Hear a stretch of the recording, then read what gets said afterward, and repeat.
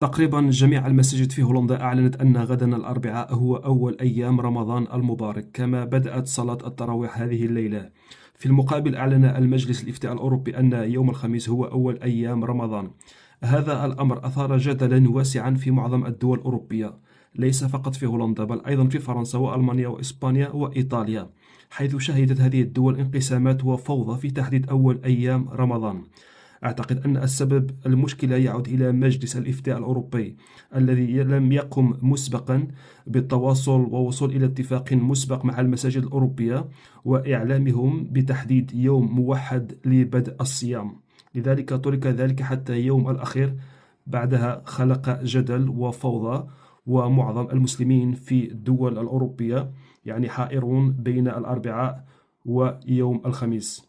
ولكن معظم المساجد كما قلت في هولندا أعلنت أن غدا الأربعاء هو أول أيام رمضان، وصلاة التراويح بدأت هذا المساء. تحياتي لكم.